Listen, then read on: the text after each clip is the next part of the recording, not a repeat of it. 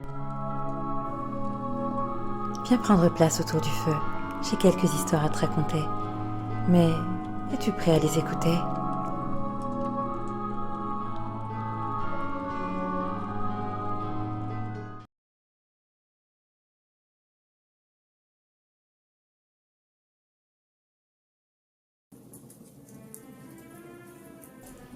J'adorais le camping.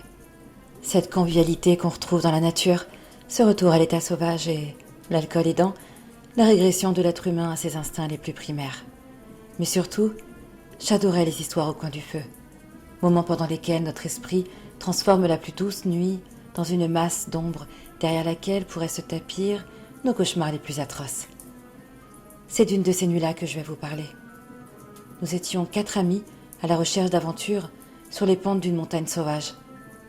Après 4 heures d'une marche qui nous ont paru interminables, nous avions décidé de nous arrêter pour la nuit.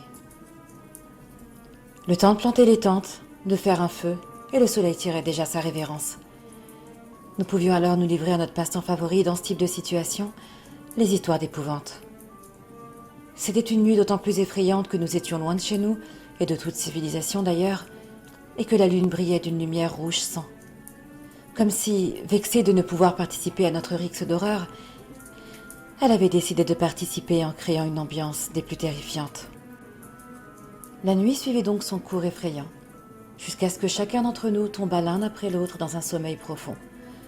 Enfin, pas tout à fait.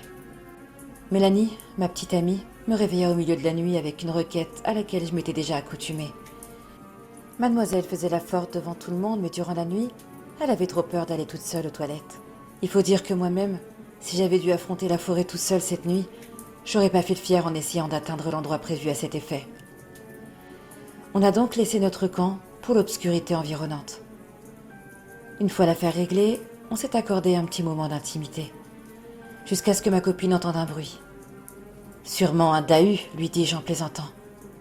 Elle n'en rit pas pour autant.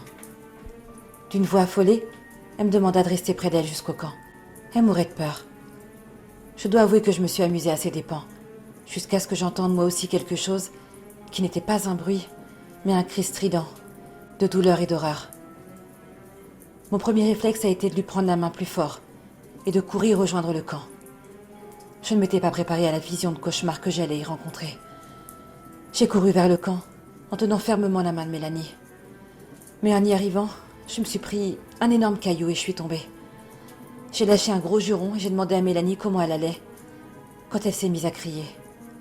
Si fort que j'ai craint pour sa santé mentale. En fait, ce que j'avais cru être une pierre, c'était la tête ensanglantée de mon meilleur ami. Tout autour de moi, notre corps n'était que sang, membres détachés et tripes éparpillées.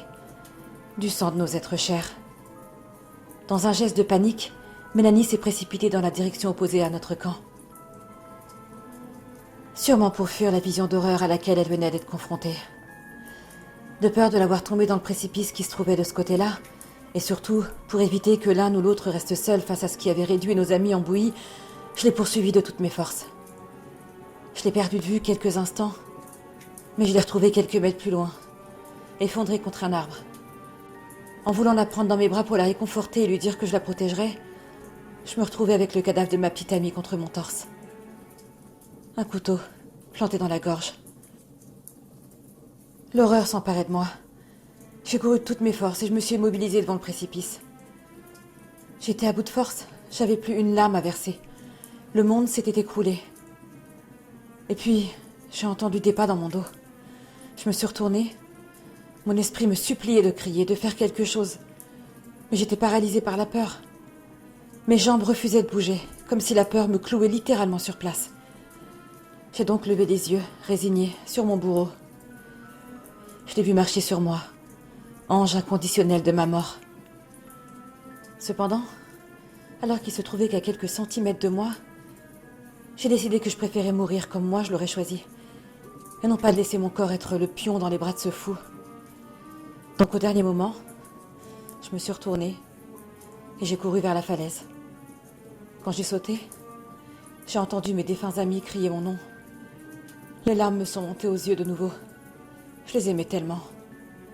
Mais à mesure que je tombais, je les entendais de plus en plus nettement, de plus en plus fort. Et quand, durant ma chute, je me suis retournée, j'ai vu leur visage rempli d'effroi en réalisant mon sort. Dès lors, j'ai compris. Ils m'avaient bien eu. Ils avaient juste voulu me piéger. Ils ont réussi leur farce. C'est ainsi que je suis mort.